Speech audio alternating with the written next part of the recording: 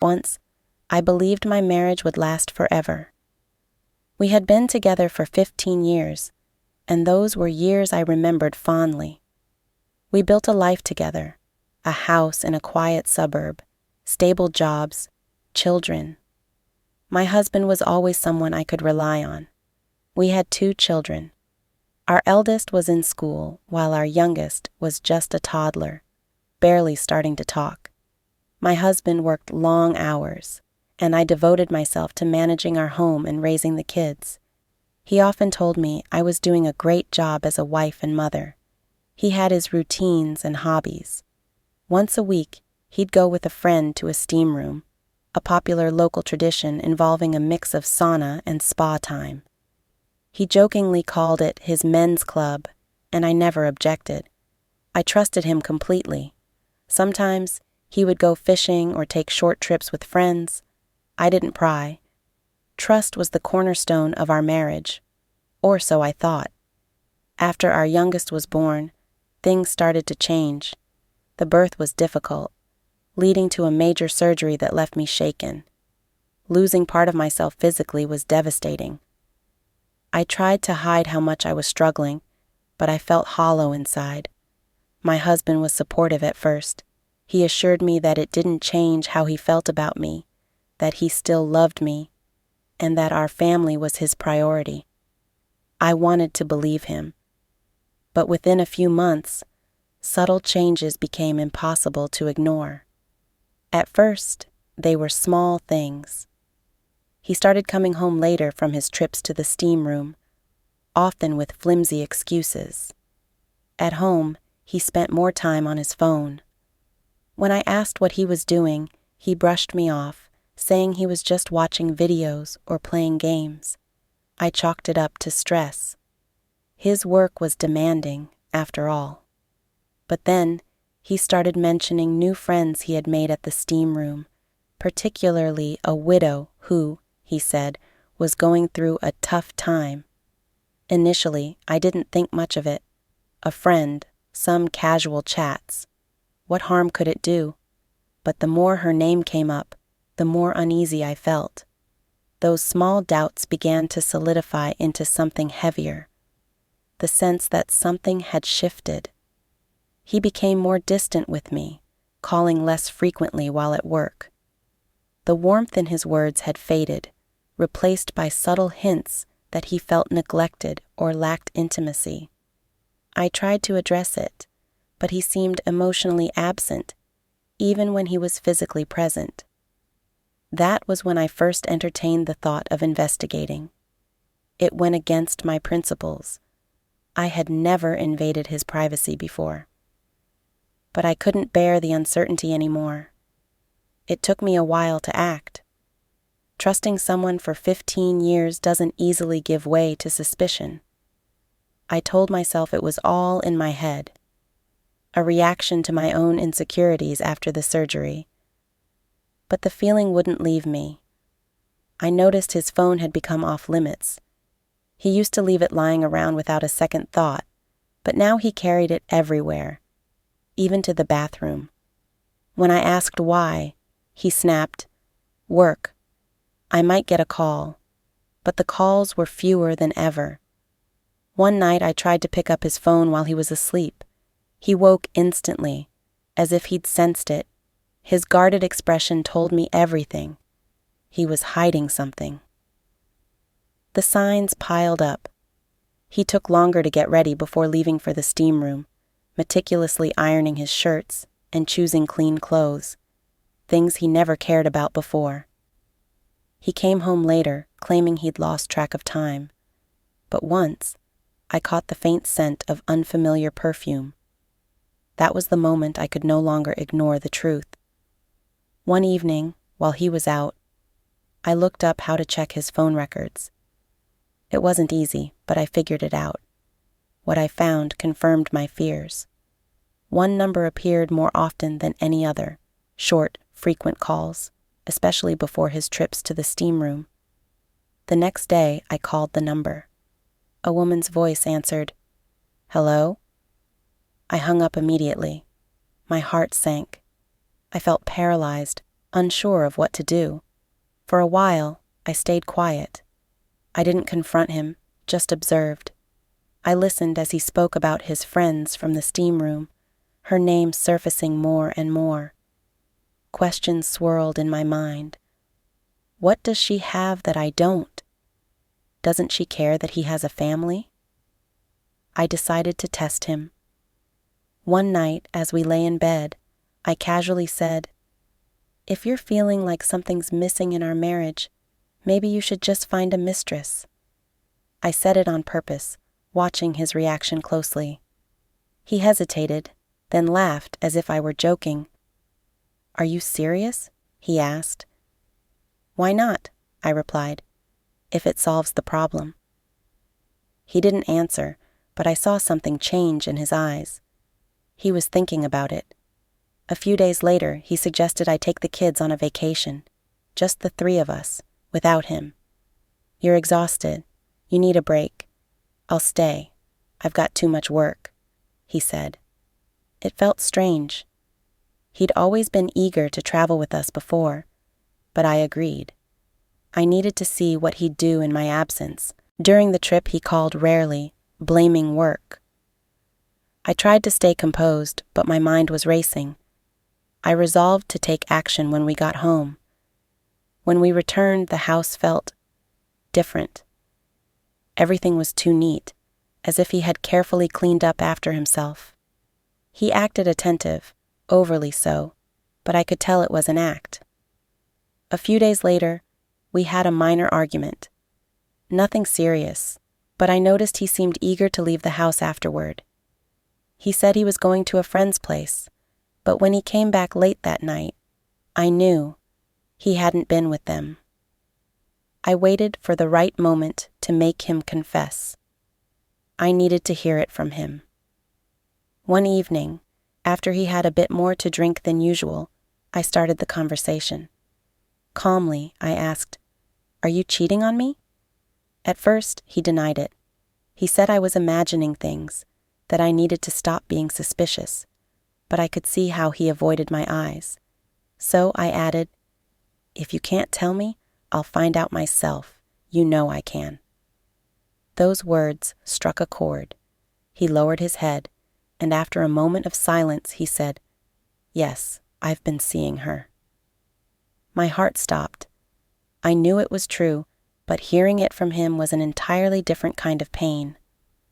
I tried to stay composed, but inside, everything was unraveling. "How long has this been going on?" I asked. He replied, "A couple of months." I pretended to be calm, to accept it. I told him that if that's truly what he wanted, I wouldn't stand in his way. He could see her, but only at certain times. He didn't believe me at first. He asked if I was serious. I nodded. I needed to see how far he would go. He agreed. For the next 3 days, he left to see her every evening. I knew exactly where he was, but I said nothing. I just waited, observed, and planned my next move. By the 3rd evening, I realized I couldn't take it any longer. He would come home after seeing her, acting as if nothing had happened, sometimes even trying to be affectionate. But for me, those nights were torture. That night, he tried to be intimate with me, as if to reassure me that everything was fine, but I couldn't hold it in any longer. I stopped him and said, "We're getting a divorce." He froze. I saw his face go pale, then shift to anger. "Is this because of her?" he asked. I nodded. That night turned into a long, grueling confrontation. Neither of us slept much. At first, he yelled, then tried to justify himself, and finally begged for my forgiveness. He said it was a mistake, that I was the only one for him, that he wanted to keep our family together. But I stood firm. I told him I had endured his lies for too long, that I couldn't live with someone who didn't respect me. He tried to convince me that we could fix things. But when he said, I could take the youngest, something inside me broke. Those words terrified me. He knew how much the children meant to me. I couldn't let them suffer because of his betrayal. I softened my tone and tried to calm him down. We talked until morning. At some point, he sent her a message saying it was over between them. The next day, he stayed home and acted as if nothing had happened. But I knew it was just a facade. My trust in him was gone. A week later, I decided to verify his claim. I pulled his phone records again and saw that they were still in contact. I didn't say anything to him. Instead, I placed the printout on the table in front of him. "Do you really think you can fool me?" I asked. He looked at the paper, then at me. I could see his shame, but it didn't lessen my pain. That night was a repeat of the last confrontation. More promises, more vows that he would change, that it would never happen again. I gave him another chance, but this time under strict conditions. His phone was now under my full supervision, but even that wasn't enough. One evening, while he sat beside me, a message came through. I saw the sender's name, and it all became clear. It was her. I decided to confront her myself. I orchestrated a situation where I could be there when they met. He arranged to see her, and I was in the back seat of the car. When she got in, she acted as though it was her car, her husband. She didn't even notice me, but my husband knew I was there. He sat quietly, visibly nervous, while I savored the moment. I tried to speak to her, but she refused to engage with me. She didn't even attempt to explain or justify herself. So I asked, "How do you sleep at night? Do you have a conscience?" She didn't answer. That encounter confirmed what I already knew. She wasn't going to back down, and neither was he. After that, I realized I had to take more decisive action. It seemed clear that my husband wasn't capable of letting her go, and she had no intention of stepping out of our lives. I felt trapped, desperate for a way out. The following week was relatively calm. He acted like the perfect family man, coming home on time, helping with the kids, and trying to be attentive. But it all felt like theater. Trust was gone, and every gesture seemed suspicious. One evening, after the kids were asleep, we were sitting in the kitchen when he received a message on his phone. His reaction was strange. He immediately grabbed the phone and tried to hide it. It was so suspicious that I couldn't hold back. "What's that?" I asked, reaching for the phone. He tried to deflect. "Nothing. It's work-related." I didn't believe him. We both reached for the phone, and it turned into a literal tug-of-war. He was so flustered that he started yelling, "You're losing it!" I stopped, not wanting to escalate things into another fight, and took a different approach. I returned to my seat and calmly said, "I know you're still in contact with her. You can deny it all you want, but the truth will come out eventually." He stared at me for a long time, then abruptly left the room. When he returned about 15 minutes later, he looked more composed and started talking. "I'm not seeing her anymore," he said. "You saw me send her that message. It's over." I didn't respond. Inside, I was boiling with rage, but I held myself back. I decided I needed more information. Once again, I reviewed the call logs and uncovered something even more intriguing. His upcoming business trip to Egypt, which he had mentioned a few days ago, seemed suspicious. At first, he said he was going with friends.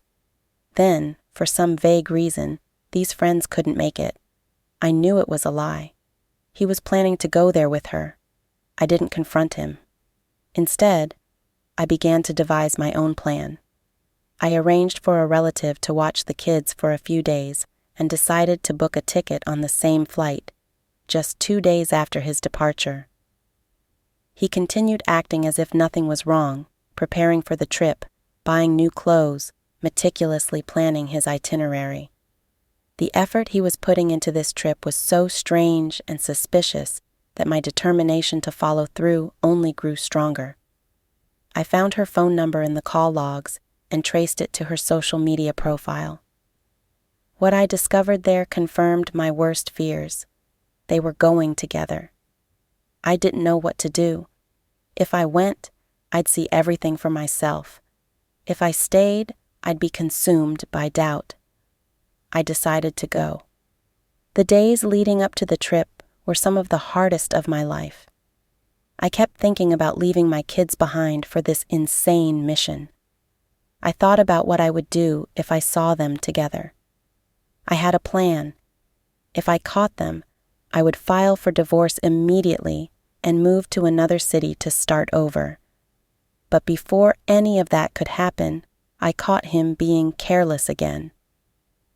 4 days before his flight, we were sitting in the kitchen, and his phone was lying on the table.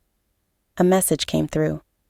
I reached for the phone at the same time he did, but I got to it first. "Don't you trust me?" he asked irritably. I already knew trusting him was impossible, but I needed to confirm my suspicions. I called the agency where he had booked his trip and asked if I could add an additional room to the reservation. The woman on the other end replied, "That might be tricky. There was a booking for 2 rooms, but it was recently changed to 1. Unfortunately, there are no more rooms available." Her words confirmed my worst fears. I knew he was going with her. I ended the call, turned to him and said, "The last piece of the puzzle has fallen into place. You know this is the end, don't you?" His face turned pale. He tried to say something, but I wasn't listening anymore. Everything was clear to me. After that conversation in the kitchen, I stopped hiding my intentions. I openly told him I knew about his plans. His face was a mix of shock, anger, and resignation. He tried to protest, but I cut him off. "The least you could have done was be honest. If you want to be with her, just say it." I went to bed, leaving him sitting at the table. But of course, I couldn't sleep. My thoughts were chaotic. I knew I was about to dismantle my life, but I couldn't stop myself anymore. The next morning, he tried to make amends. He made coffee, something he rarely did, offered to help with the kids, and went out of his way to be attentive. I silently watched this performance, boiling inside. Things got worse when he began packing for the trip. The care he put into choosing new clothes astonished me. He ordered several resort outfits, new shoes, and accessories. He had never cared about such things before. It was painfully obvious he was trying to impress someone, and it wasn't me. That evening, I decided to speak to the kids. The older one was old enough to sense something was wrong. I explained that their dad and I were working through some issues and asked him to stay calm. He nodded, but I could see the worry in his eyes. I didn't have to explain anything to the younger one. He ran around the house happily, oblivious to what was happening. For a brief moment, I doubted my decision. Should I destroy our family over my resentment? Maybe I should just turn a blind eye for the sake of their happiness. But those thoughts vanished when I saw my husband whispering on the phone again. I moved closer to overhear. It was her voice. He was telling her everything was going according to plan and that he would be on his way soon. I walked out of the room, overwhelmed by anger and despair. I couldn't take it anymore. The next day, I booked my ticket. I decided to leave 2 days after him to avoid raising suspicion. I was determined to catch them off guard. He left for the airport early Friday morning. I watched him get into the taxi from the window. As soon as he was gone, I began my preparations. I packed my bag while the younger child napped, and the older one was at school. Before leaving, I called my relative, who had agreed to watch the kids. She knew there were problems in our family and didn't ask too many questions. The day he left felt surreal. I tried to go about my routine, but inside I was seething. I imagined him boarding the plane, meeting her at the airport, heading to the hotel together. These thoughts drove me mad, but I stayed focused on my plan. Saturday morning, I dropped the kids off with my relative and headed to the airport. I felt like I was going to war.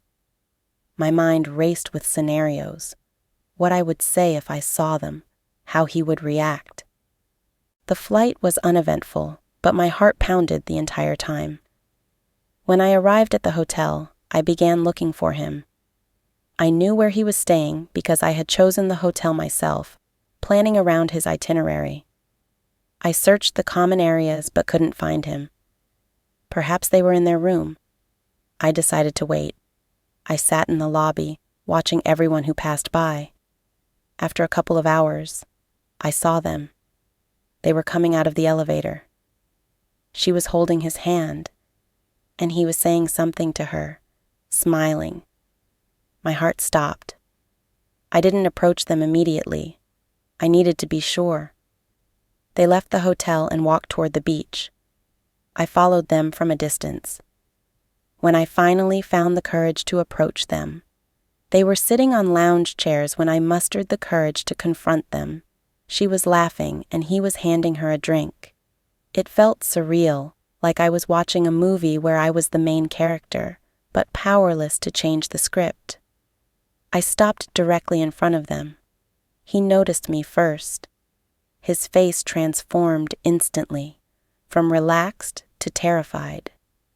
"What are you doing here?" he asked. "I wanted to see for myself that you've truly decided to destroy everything," I replied calmly. Her expression changed, too.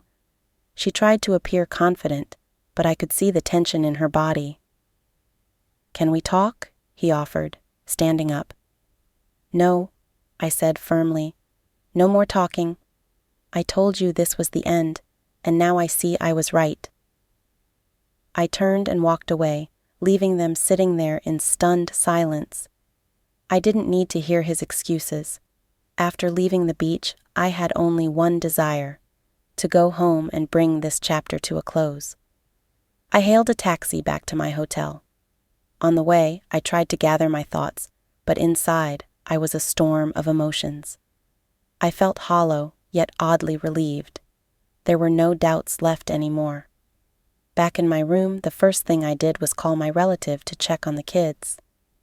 She reassured me that everything was fine, which brought me some comfort. I knew the road ahead would be long, but at least they were safe. My flight home wasn't for another 2 days. I decided to spend that time in quiet reflection, far from the drama. I wandered the city, read, and thought about how my life would change once I returned. On the second day, near evening, my husband called unexpectedly. I stared at the screen for a long time, unsure if I should answer. Finally, I picked up. "Where are you?" he asked. "Where I need to be," I replied. He begged to meet, saying he could explain everything. I told him there was no point. Everything had already been said and done. He continued pleading, but I ended the call. When I got home, I immediately focused on the kids. Their joy at my return gave me strength. They deserved stability, even if my world was falling apart. That evening, I sat down at the table and wrote a petition for divorce. For me, it was a symbolic act, the closure of something I could no longer endure. But he didn't give up. The next day, he came home earlier than usual with flowers and a long speech about how he'd realized his mistakes and wanted to fix our family. He repeated that he had ended things with her and that it was all a terrible error. I listened in silence. Maybe once I would have believed him, but now everything felt like a lie. Even his declarations of love sounded hollow. "You've lost me," I told him. "Maybe you can regain my trust, but it will take a long time." That evening, he stayed home. After the kids went to bed, we sat in the living room and talked about everything. I laid it all out. every ounce of pain and betrayal, how he had destroyed what we had built over 15 years. He sat quietly, then reached for my hand. I pulled away. I wasn't ready to forgive. 3 years have passed. He has changed. Now he's a model husband and father. But deep down, I know this wound will never fully heal. The mistress never reappeared in our lives. I don't know if she remains a part of his memories, but for me, she has vanished. I still wonder if I made the right choice. Sometimes I think I should have left and started fresh. But I stayed, for the kids. Every time he brings me flowers or makes breakfast, I'm reminded of those days and ask myself, what if it happens again? A living with this is hard. But perhaps love is the ability to forgive.